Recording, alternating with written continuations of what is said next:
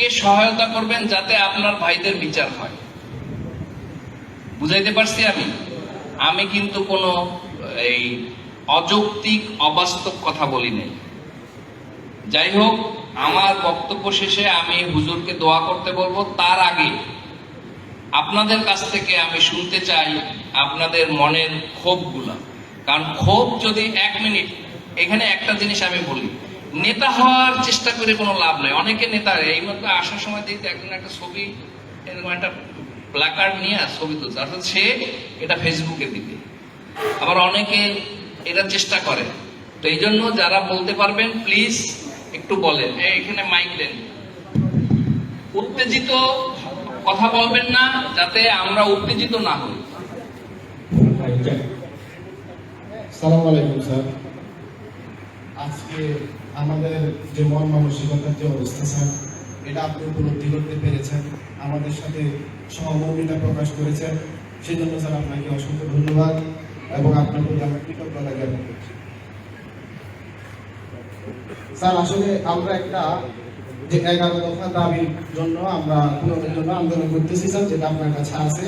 সেক্ষেত্রে আমাদের একটা কেন্দ্রীয় সমন্বয়ক কমিটি আছে স্যার, রাজারবাগ পুলিশ লাইনে। তো আমাদের কেন্দ্র থেকে যে ধরনের নির্দেশনাগুলো আসে, আমরা সেভাবে আমাদের এখানে দাবি পূরণের জন্য আমরা চেষ্টা করছি। স্যার, আমি প্রথমে আপনার বক্তব্য থেকে কিছু কথা বলতে চাই স্যার। আপনি বলেছেন যে আমাদের ভাই হত্যার বিচার আপনি চান। আমাদের 11 দফা দাবিতেও আমরা চাই যে আমাদের যে ভাইদেরকে হত্যা করা হয়েছে, আমরাও তাদের বিচার চাই। তবে আমরা সবাই শেয়ার করে দেন, সবাই শেয়ার করে দেন। 11 দফা দাবি পূরণ না হওয়া পর্যন্ত আমরা কর্মবিরতিতে থাকবো।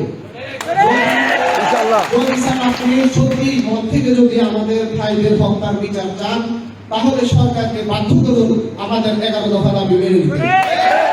আমরা কর্মস্থলে ফিরব এবং আমাদের 11 দফা দাবি পূরণ হলে আমরা কর্মস্থলে যোগদান করব। স্যার, দ্বিতীয় কথা হচ্ছে আপনি যেটা মুসানবীর কথা বলেছেন, সেটা স্যার আল্লাহর বিধান। আল্লাহ একজনের জন্য সবাইকে শাস্তি দেয়, কিন্তু স্যার আমরা প্যানেল করে বলেছি যে অপরাধ করে শুধুমাত্র তারই শাস্তি হয়। পুলিশ অফিসাররা আমাদেরকে যে ঊর্ধ্বতন কর্তৃপক্ষ, যাদের নির্দেশে, যেহেতু পুলিশ একটা চেইন অফ কমান্ড আছে স্যার, আমাদেরকে যারা গুলির নির্দেশনা দিয়েছেন তাদের বিচার আমরা চাই। বের করতে হবে, আপনাদেরকে করতে হবে স্যার, সেটা আপনাদেরকে করতে হবে, ঠিক যেভাবে আপনারা বিডিআর বিদ্রোহের বিচার করেছেন। স্যার, যারা হুকুমের আসামি, যারা আমাকে গুলি করার জন্য হুকুম দিল স্যার, তাদের বিচার তো আগে হওয়া উচিত। আমার ভাইদের বিচার তো হয়ে গেছে, তারা তো নির্মমভাবে হত্যা হয়েছে মানুষের কাছে, মানুষের হাতে। তাদের এই বিচার, এই হত্যার বিচার আমরা করবো ইনশাল্লাহ, আমরা তদন্ত করে বের করবো। স্যার, আপনি জানেন পুলিশ বাহিনী 1861 সালে গঠিত হয়, তখন সিসি ক্যামেরা ছিল না স্যার। 1861 সাল থেকে আমরা 200 বছর বাংলাদেশে পুলিশ করে যাচ্ছি। পুলিশ তদন্ত করার সক্ষমতা রাখে স্যার। পুলিশ তদন্ত করে আসামিদেরকে খুঁজে বের করার জন্য আমাদের সিসি ক্যামেরা ফুটেজ দরকার নেই। আমাদের ভাইদেরকে কারা হত্যা করেছে সেটা আমরা সিসি ক্যামেরা ফুটেজ ছাড়াও আমরা বের করতে পারবো ইনশাআল্লাহ। আপনি যেটা বলেছেন স্যার সেনাবাহিনীর কথা, অবশ্যই আমরা চাই এই যে পুলিশ বাহিনীর আজকে একটা মর্মান্তিক অবস্থায় আমরা আছি স্যার। আমরা খুবই লজ্জিত এবং আমরা খুবই মর্মাহত যে বাংলাদেশে 3টা বাহিনী আছে স্যার, সেনা নৌ বিমান, যাদেরকে আমরা অত্যন্ত সম্মান করি স্যার। আমরা আমাদের সিনিয়র বাহিনী হিসাবে স্যার আপনাদেরকে মনে করি। আজ পর্যন্ত কি সেনা নৌ বিমান বা আইএসপিআর আমার ভাইদের হত্যার জন্য কোনো ধরনের দুঃখ প্রকাশ করেছে স্যার? আপনি স্যার ব্যক্তিগতভাবে প্রকাশ করেছেন, সেজন্য আপনার কাছে কৃতজ্ঞ। আজ পর্যন্ত বাংলাদেশের কোনো বাহিনী, পুলিশ বাহিনীকে, যারা আমরা এই দেশের অভ্যন্তরীণ নিরাপত্তার দায়িত্ব পালন করি স্যার, আপনি বহিঃশত্রুর হাত থেকে দেশকে রক্ষা করবেন, আমরা ভিতরের শত্রুর হাত থেকে দেশকে এবং দেশের মানুষকে রক্ষা করবো স্যার। আজ পর্যন্ত আইএসপিআর কেন পুলিশ বাহিনীতে এই হত্যাকাণ্ডের জন্য একটা বিবৃতি দিল না স্যার? আমি মনে করি স্যার বাংলাদেশের মিডিয়া যে এই এত গুরুত্বপূর্ণ এবং ন্যাক্কারজনক একটা ঘটনাকে জনগণের চোখের আড়ালে রেখেছে স্যার। বাংলাদেশের কোন মিডিয়ায় কি আপনি যে ছবিগুলো পেয়েছেন এমন কোন ছবি বা কোনো কিছু বা রাষ্ট্রীয় গণমাধ্যম কিছুগুলো প্রকাশ করেছে স্যার?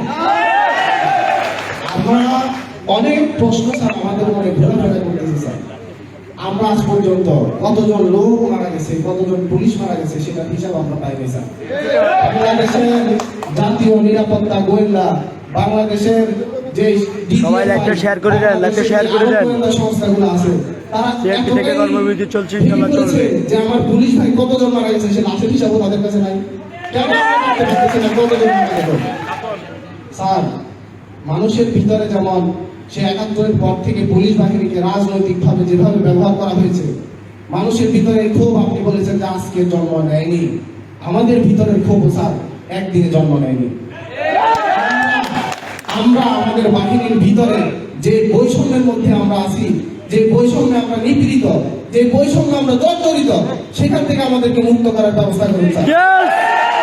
আজকে ছাত্র জনতার আন্দোলনে যেভাবে দেশ সংস্কার শুরু হবে, আমরা চাই যে অন্তর্বর্তীকালীন সরকারের দায়িত্ব নেবেন ডক্টর মোহাম্মদ ইউনূস, যিনি শান্তিতে নোবেল বিজয়ী, উনি দেশে প্রত্যাবর্তন করেছেন CRP থেকে কর্মবিরতি এবং উনি চলছে। আজ রাত ৮টায় শপথ নেবেন বলে আমরা সবাই জানি। শেয়ার করে দেন, লাইভটা আমরা শেয়ার করে চাই দেন। যে আপনি বা আপনার লাইভটা বাহিনী share থেকে করে দেন, যে বা যেখান থেকে বাহিনী চাচ্ছেন থেকে share করে দেন। আমাদের জেনারেল স্যার দায়িত্বে আছেন। জেনারেল স্যার এবং আপনারা আমাদের এই দাবিগুলোর বিষয়ে এবং পুলিশের ভিতরে যে চরম বৈষম্য সেটার ব্যাপারে তথ্য সংগ্রহ করুন, সেগুলো থেকে আমাদেরকে মুক্তি দিন। আমরা চাই দেশ সংস্কারের শুরু হোক, পুলিশ বাহিনীতে বৈষম্য বিরোধী এবং পুলিশ বাহিনীতে সংস্কার আপনাকে স্যার অসংখ্য ধন্যবাদ জানাচ্ছি। আর প্রথমে স্যার আমরা আপনার পরিচয় জানতে পারিনি, প্লাস আমাদের ভিতরে পুঞ্জীবিত ক্ষোভ থেকে আমরা হয়তো কিছু স্লোগান দিয়েছি, যেটার জন্য আমরা আসলে দুঃখিত।